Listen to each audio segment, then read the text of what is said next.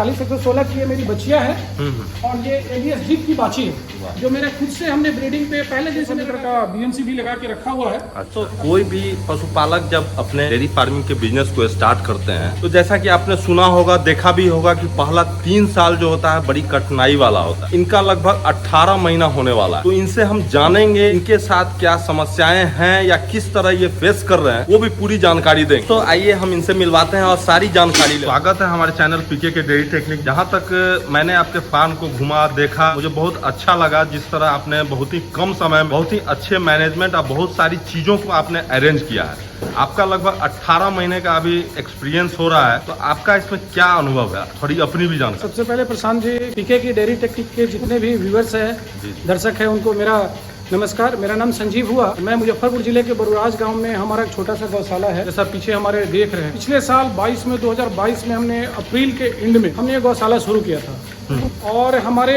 इस फील्ड के प्रेरणा स्रोत आप बोल सकते हैं जो मसरख में राजू तिवारी है, तिवारी डेयरी फार्म, और अस्तित्व जी प्रेमदा डेयरी फार्म ने उनको ही अपना आइडियल मान करके और नॉलेज लेकर के काम शुरू किया। आपने बोला कि चैलेंजिंग, देखिए चैलेंजिंग आप किताब का ज्ञान ले लेंगे वो ठीक है, लेकिन प्रैक्टिकल तभी संभव होगा जब आप ग्राउंड लेवल पे काम करने आएंगे। बिल्कुल। बहुत सारी ऐसी चीजें हैं, जब तक आप ग्राउंड लेवल पे करने नहीं जाएंगे, खुद से नहीं करेंगे, तब तक ये संभव नहीं है। बिहार में कोई भी नया काम आप करने जाते हैं तो बिहार में चैलेंजेस तो बहुत ज़्यादा है। साइलेज भी एक समस्या था मेरे लिए, लेकिन हमने वेरी फर्स्ट डे तो नहीं बोल सकते हैं, लेकिन विद इन ए वीक हमने साइलेज का अरेंजमेंट किया।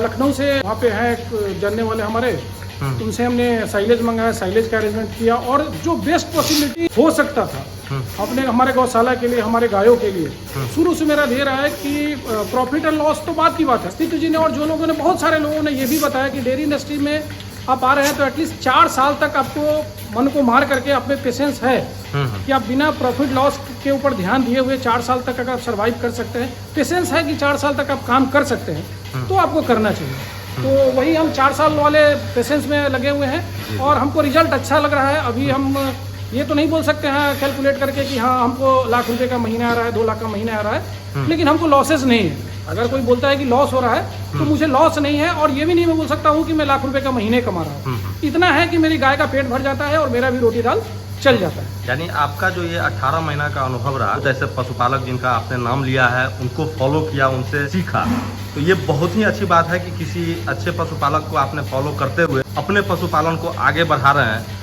तो अभी कैसा क्या है आपका फार्म का?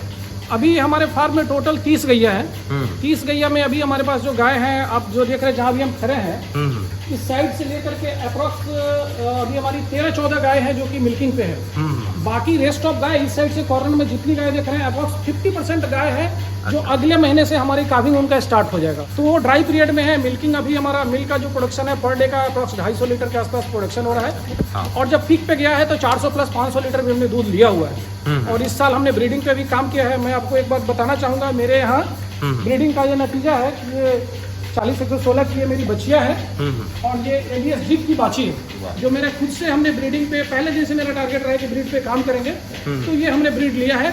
और आगे इस साइड भी हमारा आपको WWS का आर्मडा स्पाइक, WWS में मैंने 2 सीमेंट इस्तेमाल किया है। इस साइड की जितनी गैया है ये ऑलमोस्ट सारी की सारी गैया प्रेगनेंट है। अच्छा। मोर देन 7 मंथ की हो चुकी है। 10 से 12 गैया है वो हमने आपको एक शकील डेयरी फार्म है यहाँ पे फैजाबाद के पास, उनसे हमने गाय लिए थे। बाकी जो हमारी गैया है सो हमने अपने खुद से लोकली परचेज किया हुआ है, समस्तीपुर, बेगूसराय। ये भी हमारी गाय अभी प्रेग्नेंट है। अच्छा। अब ये 8 महीना क्रॉस कर रही है। मैं आपको बताऊं इसका रिकॉर्ड देख करके, ये एबीएस आर्मडा के सीमेंट से ये प्रेग्नेंट है। अच्छा, यहाँ एक हम भैंस देख रहे हैं जो बहुत ही अच्छा ब्रीड में है। जी, इसके बारे में थोड़ा बताएं। ये भैंस फर्स्ट टाइमर हम खरीद के लाए थे और सेकंड टाइम ये भैंस ये बच्चा करेगी इस बार। अभी इसको अप्रॉक्स 15 दिन के आसपास काविंग का ड्यू है, इसका बचा हुआ है।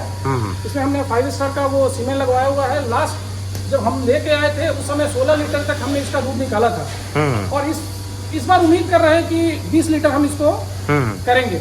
और उम्मीद करते हैं कि जब इसका मिल्किंग होगा तो आपसे फिर एक बार प्रशांत जी रिक्वेस्ट करेंगे कि इसका लाइन मिल्किंग करके मैं दिखाऊंगा हाँ। लोग बोलते हैं कि जो हो नहीं सकता है, कैसा नहीं है कि बिहार में 18 लीटर और 10 लीटर 20 लीटर देगी, तो ऐसा नहीं है। असंभव, नथिंग इज इम्पॉसिबल। इम्पॉसिबल का मतलब ही होता है आई एम पॉसिबल। लोग उसको इम्पॉसिबल पढ़ते हैं, वो आई एम पॉसिबल है। हाँ हाँ। तो मैं ये कहूंगा अगर आप में जज्बा है काम करने का तो आप कुछ भी कर सकते हैं। पत्थर पे दूध उगाना कोई बहुत बड़ी बात नहीं है, आप बड़े आराम से उगा सकते हैं। हाँ। बट मेहनत करना पड़ेगा, सच्चे लगन से, ईमानदारी के साथ आपको काम करना हाँ पड़ेगा। हाँ। ईमानदारी जरूर। और जो आपकी बाची सब है, ये हमारी 2 बच्चियां हैं, ये भी दोनों, इनका पीडी हो चुका है। अच्छा अच्छा। इसका ऑर्डर भी आप देखेंगे, इसका ऑर्डर आपको हल्का भी दिख रहा होगा। ये 3 महीने प्लस की हो गई, पीडी हो गया। ये भी गाय प्रेग्नेंट है, बच्चियां है हमारे यहाँ। ये मतलब कितने दिन की गाभिन है? ये 5 महीने की गाभिन है और ये वाली 4 महीने की गाभिन है। ये हमारे यहाँ की खुद की बच्चियां है। हाँ। ये गाय की बच्चियां जब पिछले साल जब हम गाय लेकर गए थे, अच्छा। उसके साथ की बच्चियां है। आपने स्टार्टिंग में बताया कि कुछ लोगों को आपने फॉलो करके एक कम्युनिटी के साथ जुड़ करके फार्मिंग आपने स्टार्ट किया, इससे आपको क्या बेनिफिट मिला? देखिए प्रशांत जी, कम्युनिटी फार्मिंग का हमको सबसे बड़ा प्लस पॉइंट क्या लगा कि हमारे पास प्रैक्टिकली ये संभव नहीं था कि 30 टन 32 टन की गाड़ी हम साइलेज की मंगाएं, 20 टन 25 टन की गाड़ी फीड का मंगाए।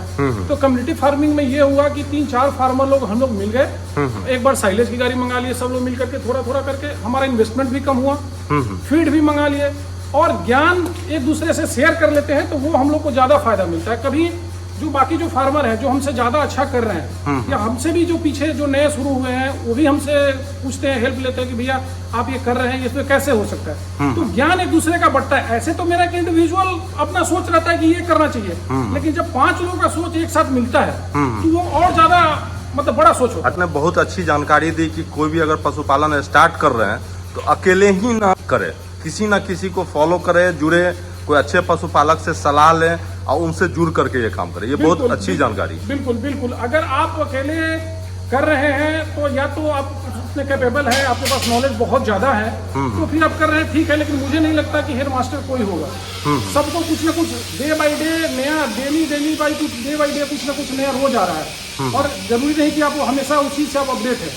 तो अपडेट के लिए या इन्फॉर्मेशन लेने के लिए मतलब के ख्याल से आपको जरूर कम्युनिटी फार्मिंग में इन्वॉल्व होना चाहिए और वो मेरे ख्याल से खासकर बिहार के लोगों के लिए तो बहुत ज्यादा जरूरी है कि सब किसान एक प्लेटफॉर्म पे आए, एक साथ मिलकर के काम करें।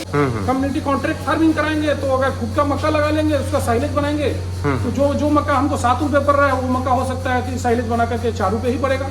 हाँ। तो ये सब कम्युनिटी फार्मिंग का फायदा होगा मेरे हिसाब से। संजीव जी, जिस तरह से 4 चीज पे हम लोग काम करते हैं, ब्रीडिंग, फीडिंग, मैनेजमेंट और ट्रीटमेंट, जो आपका अनुभव 18 महीना का है, इसमें चारों चीज में आपको सबसे ज्यादा कठिन क्या लगा और कैसे आपने इसको मैनेज किया?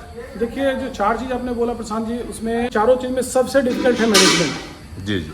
मैनेजमेंट अगर सही होगा तो ट्रीटमेंट की जरूरत नहीं पड़ेगी, मैनेजमेंट सही होगा तो ब्रीडिंग भी हो जाएगा, मैनेजमेंट सही होगा तो फीडिंग भी हो जाएगा। मैनेजमेंट का पार्ट अगर बोले तो मैनेजमेंट पार्ट में ये हमारा आता है, जैसे अगर हम कोई भी गौशाला कर रहे हैं, फार्मिंग कर रहे हैं, डेयरी फार्मिंग कर रहे हैं, तो अभी हमारे यहाँ स्टाफ जिसको हम लोग बोलते हैं, लेबर तो बोल नहीं सकते क्योंकि अच्छा नहीं लगता है, वो हमारा फैमिली मेंबर की तरह उसको ट्रीट करेंगे तभी आप क्या काम करेगा। बिल्कुल सही। तो एक सबसे बड़ा है man power. Man power management के अंदर ही मेरे ख्याल से आ रहा है और मैनेजमेंट के अंदर मैन पावर को सही ढंग से गाइड करना, सही ढंग से उससे काम करवा पाना, ये सबसे डिफिकल्ट टास्क है। अपने यहाँ जो भी स्टाफ को अपने रखा हुआ है वो कितना नॉलेजेबल है डिपेंड इस पे कर रहा है। उसके साथ साथ आप कितने नॉलेजेबल है, आपको डेयरी का कितना नॉलेज है। इधर आपको नॉलेज होना चाहिए या फिर आपके पास नॉलेज का अभाव है, तो आपने जो स्टाफ को रखा है वो आपसे ज्यादा कॉम्पिटेंट होना चाहिए, तभी आप सक्सेस हो पाएंगे।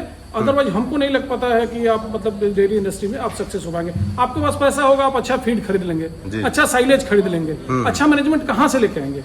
नहीं लेके आ सकते हैं। अच्छा पैसा होगा तो ट्रीटमेंट भी आप करा लेंगे, ट्रीटमेंट तक नौबत ही नहीं आएगी। अगर आपका मैनेजमेंट अच्छा होगा तो ट्रीटमेंट तक जाने की जरूरत ही नहीं पड़ेगी। यानी कि मैनेजमेंट अच्छा होना चाहिए, फीडिंग सही होना चाहिए, तो ट्रीटमेंट तक जल्दी नहीं पहुंचते हैं। बिल्कुल बिल्कुल बिल्कुल। आप जैसे ब्रीडिंग के लिए फर्स्ट डे से आपने शुरू किया है, उसका क्या अरेंजमेंट है आपका? ब्रीडिंग के लिए हमने अपना कंटेनर रखा हुआ है और कंटेनर रख के, जैसे एबीएस की हम बात कर रहे थे तो छपरा में है नीरज जी, उन्हीं से मैं एबीएस का सीमेन लेता हूँ। और एक दीपक जी हैं जो पंजाब से, जो मोतिहारी के रहने वाले हैं, जब भी साल में 2 बार 3 बार वो गांव आते हैं तो वो उनके टच में मैं रहता हूँ। WWS का सीमेन मैं उनसे ही हम और अस्तित्व जी और 2-3 लोग और हैं बिहार के फार्मर लोग, वो हम उनसे अरेंज करा करके उनको अपना रिक्वायरमेंट बताते हैं कि इस बुल का हमको चाहिए। अच्छा। और वो हमारे लिए लेकर के आ जाता है। बिना कंटेनर का तो सीमेंट रखवाना बड़ा मुश्किल काम है, क्योंकि अब डॉक्टर के भरोसे नहीं रह सकते हैं, क्योंकि डॉक्टर के पास इतना कैपिटल नहीं है कि 4,000 का और 5,000 का सीमेंट और 8,000 का सीमेंट वो पैसा लगा करके रखेगा। वो आपको ही इन्वेस्ट करना पड़ेगा, कंटेनर आपको खुद से रखना पड़ेगा। अगर ब्रीड पे काम करना है तो उसका प्राइमरी औजार आप वेपन्स बोल सकते हैं कि कंटेनर है, LN2 का कंटेनर है। LN2 का कंटेनर अगर आपको ब्रीड पे काम करना है तो रखना ही पड़ेगा, बिना उसके कोई उपाय नहीं है। अच्छा, आपने फीडिंग के लिए जैसे कि साइलेज, मैं बाहर देख रहा हूँ कि साइलेज का भी बहुत अच्छा अरेंजमेंट है। बिहार में आप कहाँ से ले रहे हैं? बिहार में साइलेज मैं नौगंगा साइलेज से ले रहा हूँ। सौम्या जी उनके ऑनर है, उनसे मैं साइलेज ले रहा हूँ। और उनके यहाँ जब उपलब्धता नहीं हो पाती है तो अपने पड़ोसी राज्य है उत्तर प्रदेश में पवन दीक्षित जी है, उनके यहाँ से मैं साइलेज लेता हूँ। हरा चारा का क्या प्रबंधन है आपका? हरा चारा मैंने 6 एकड़ में हरा चारा लगाया हुआ है, न्यूट्री फीड लगा हुआ है, सूडान लगा हुआ है।